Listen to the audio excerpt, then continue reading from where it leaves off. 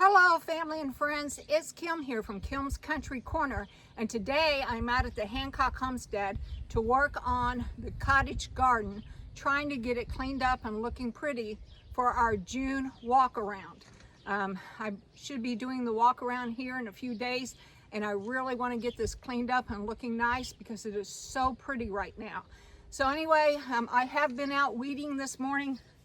I've been using my Weasel Claw Pro here, and you can see I have a whole cartload of stuff back here. And then after I use the Weasel Claw to get out the big clumps through with the tiller.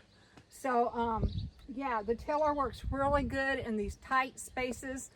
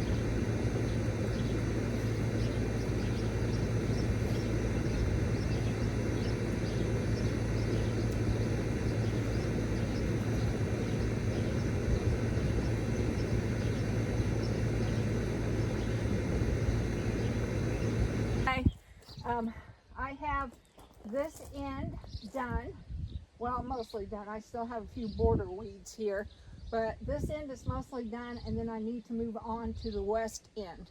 Okay, I am not going to have this garden looking perfect because the west end down there where the irises and the tiger lilies are at, there is just so much grass coming up between them that the only thing I'm going to be able to do is just kind of let it grow wild as it is this summer. And then this fall, I plan to dig up all the irises, cut the lilies down to the ground, and then put down newspaper and nice compost. So that's going to have to be a fall activity, but I will show you it as it is during the walk around. Anyway, I have more work to do. So yeah, so I'm going to continue with tilling and raking and weeding. So all right, here we go.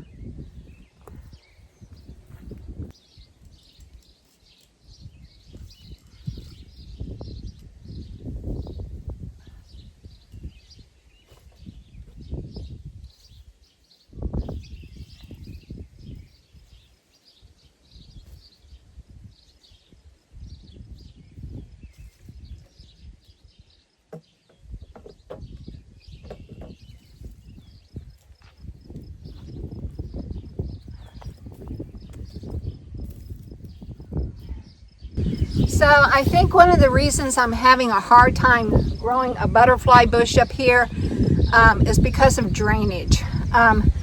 This is an old well, and of course whenever they put it in, they encased it with clay, okay? So coming out from the base, there's probably a good 4 foot of clay coming out each way. So like, there's probably clay that comes like all the way out. And so the drainage is very poor through here. And these things, these irises and the daylilies and these tick seeds, they don't require that well of draining soil. They do okay in tough soil. But your butterfly plants, they need to have a good drainage. So I don't know if I can amend the soil well enough to be able to put a butterfly bush back there, or whether I'm just going to have to find a different plant to go in there. I will tell you that I have gone through 3 butterfly bushes now, and I'm kind of at that point where it's 3 strikes and you're out. But you can tell just from this clod here that I've been working with that this is not as fertile of soil as what I should have, that it's a very clay-like material. It's a gray clay, but it doesn't fall apart the way it should for a rich soil. So anyway, I'm either going to have to amend the soil really well, or I'm going to have to choose a different shrub that can tolerate these soil conditions. Because if you go down to the other side, let me just take you down there real quick. Okay, so I have not gotten this area cleaned up yet, but as you can tell, everything down here just grows very lush. And the reason for that is because at one time, this went down into a very big slope. Very big slope. And John brought in nice topsoil from out in the fields. Nice, rich, fertile soil, and he built that up. So one year we brought in topsoil and then we let it settle. And then the next year we brought in topsoil and we let it settle. And we did that about 3 or 4 different years. So this down here has been built up with really, really nice dirt, nice soil. And so everything on this end grows very nicely. So the west end is very rich soil, whereas the east end has quite a bit of clay in it, and it's a harder, more compact soil. So that's why there's a little bit of difference in the growing habits, but I am working on it continuously. And the plants that you see growing up there, they do really well, but the only plant I've had trouble with is the butterfly bush. So I don't know what I'm going to do about it yet, but that's why there's a blank spot. I can get them to grow for the year, but once winter comes in, something happens, the roots freeze or rot or something, and then the next spring they're dead. So anyway, that is my issue with the butterfly bush. All right, I have a lot of work to do, and so I'm going to keep on working, and y'all can watch as much or as little as you want. All right, here we go.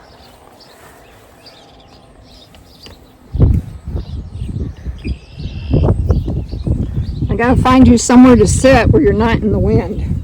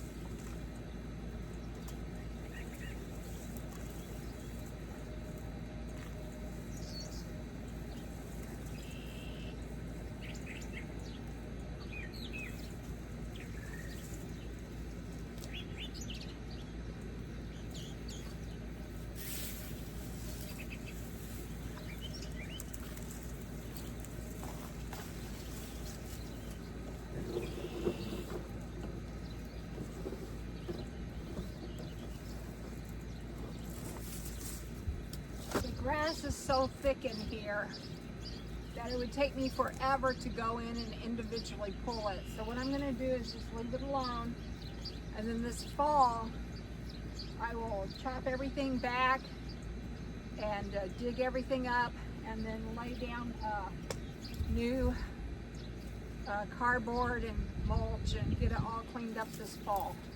But for right now, this is the way it is. I'll pull out some of the bigger weeds. I'm just not going to mess with all the little grasses.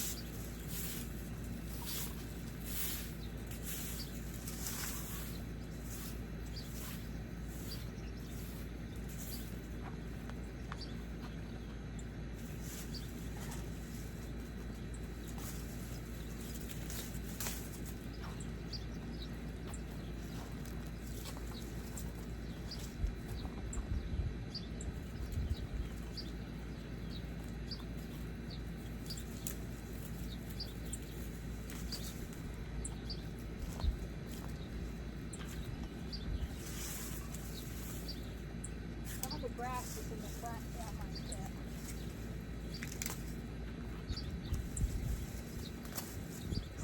Some of the grasses in the front I am pulling.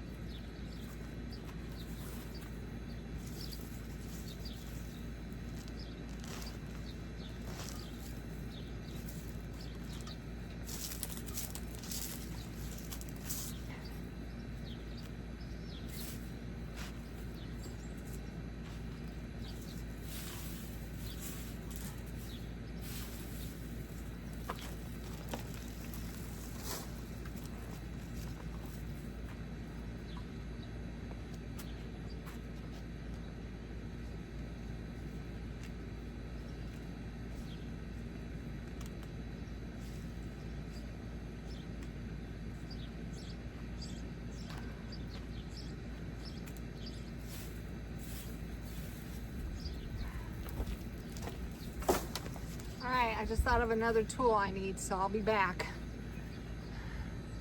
Anyway, this is the tool I went after. It's my garden knife, and I use it to get between the cracks.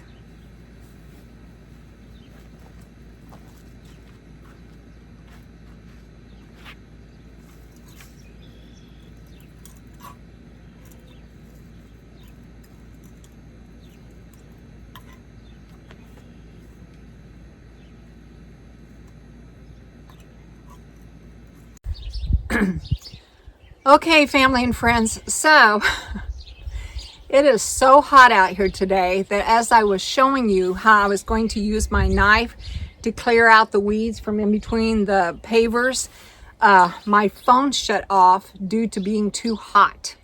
So even though the phone shut off due to being too hot, I did not shut off. And as you can see, I did get all of the weeds dug out between the paver stones, and then I swept it. So I did all of that, and then I came over and realized that you guys had clicked off due to being too hot. So anyway, I took the phone inside, let it cool off a little bit, got me a drink of water, and came on back out to do some more work. But this little gardening knife is really handy for getting between those pavers and for getting out any tough, deep weeds. All right, so now what I'm going to do is I'm going to move over here to the middle section and weed it. Now I will tell you, I have already been into there, and there are not very many weeds. And the reason for that is because it is covered up with flowers. And when you have this many flowers growing close together, they block out those weeds. Now there are a few weeds up here in the front, as you can see, and there are a few taller weeds back in the back, which I'm going to go get. And the grasses back there along the fence, I like those grasses. Okay, so to me that's not a weed, and I'm going to be leaving it with those seed heads there. All right, so let me go ahead and go on in there. It looks like a jungle of flowers, and I love it that way. It's a typical cottage garden when all of your flowers kind of blend together into a mass. And I've been waiting for a garden like this for a long time now, and it's finally happening. If you can see back there in the back, that butterfly bush, it always does really, really well. And I think, like I said before, it's because this soil at this end has been amended and filled in with good topsoil. And I'm still working on that end up there. I've been adding cow manure and compost every year, but it's still got a very heavy clay to it, especially if you go down about a foot down, you're going to run into clay. So anyway, I do the best I can, and this side looks awesome. And I wish that side looked as awesome as this, but one of these days maybe it will. Anyway, let's go into the jungle of flowers and see how many weeds I come out with. All right, where is my, there it is. My garden weasel here. I'll get these here in the front in just a minute, but I want to go back there in the back and see what I have. See, it's so thick you can't even see the walkway.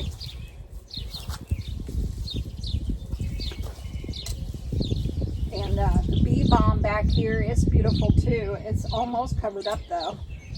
So I think these lilies, as beautiful as they are, I might be digging some of them out to take over to my daughters, because it's starting to crowd out the other plants. Okay, and so I've already decided that the blanket flowers are coming out. The blanket flowers down here and the blanket flowers at that end are going to come out and be placed somewhere else, maybe down into the gate garden, but it's just too crowded. And I really like the tick seed. You can see it so much better. It's a little bit higher. So the blanket flower is coming out so that the tick seed can have more room.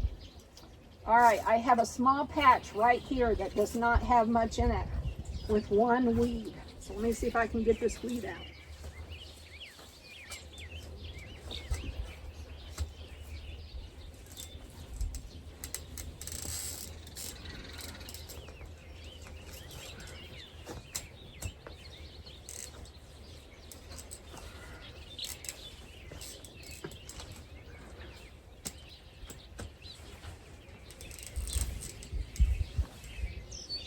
It's a tough one.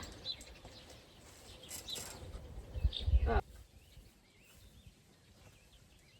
bucket. Let me get my bucket.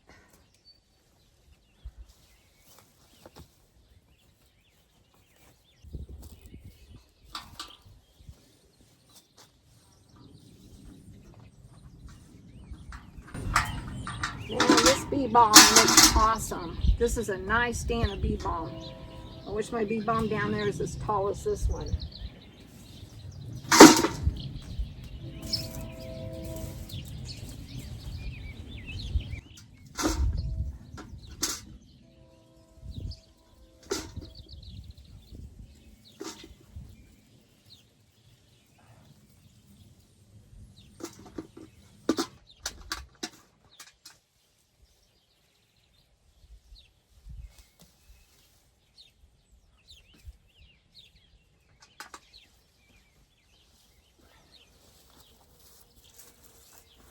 See, that's about all that was back in there. Some grasses, a little bit of grass, and then that one in there. Okay.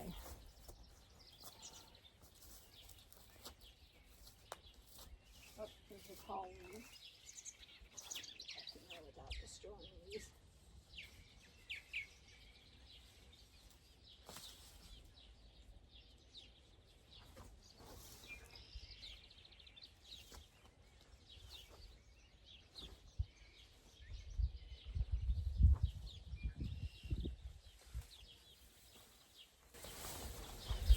Now see this grass here, isn't that pretty? I just think it's pretty.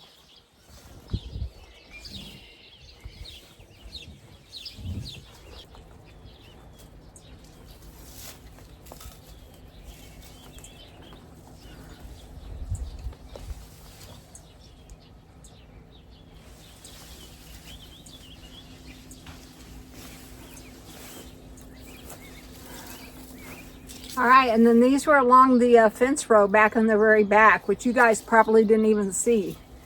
But anyway, yeah.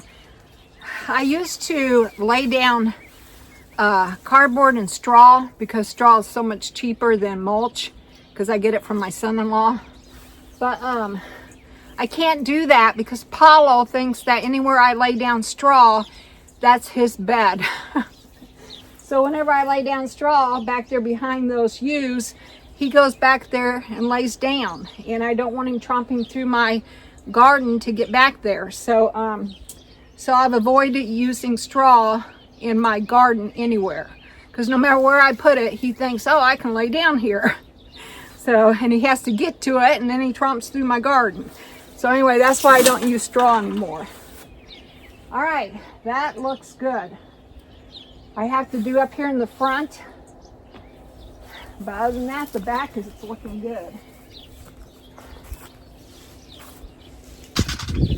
All right, so I was weeding up here with my garden claw, and I turned my back, and you guys shut off on me again.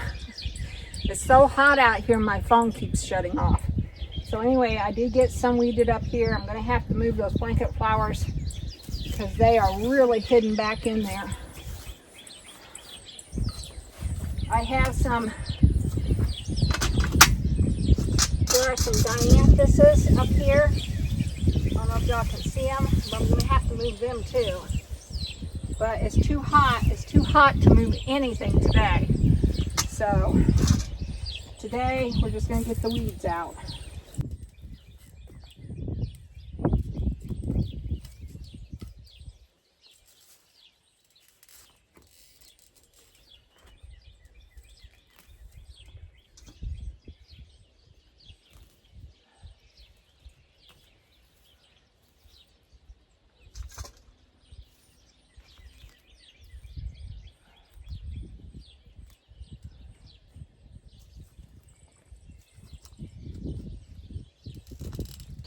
I did have this whole garden weeded once earlier this spring, but then we've had so much rain this spring and early summer that everything just grew back. So I really need to get newspaper and mulch laid down in the bare spots.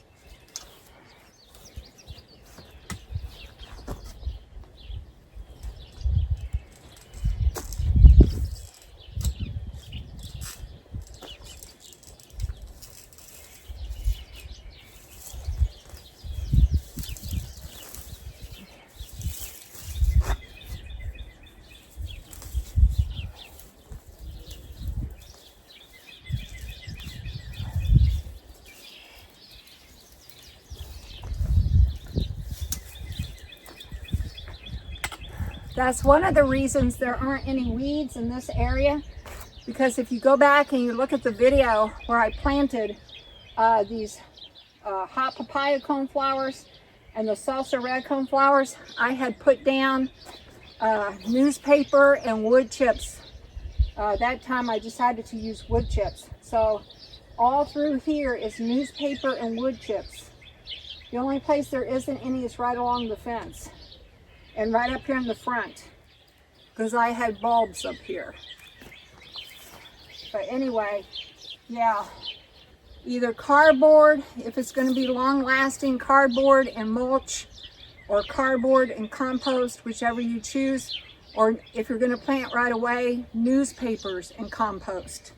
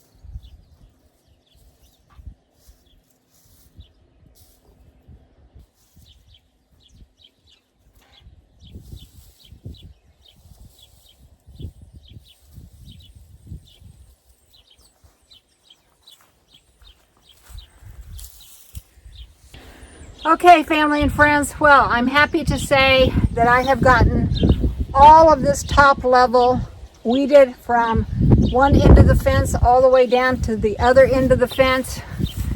I still need to come in here with my knife and clean up the edges just a little bit, but the phone keeps overheating and shutting off. And I have finally reached the point where I am overheating. So I'm going to call this it for this video. If you liked this video, please give me a thumbs up. And if you want to know more about what's going on in my corner of the world, hit that subscribe button to Kim's Country Corner. All right, I will talk to you all later. Bye for now. Have a great day. I just did. Yes, I just had a great day weeding, because it's so quiet and peaceful and just time to think and reflect. All right, bye for now.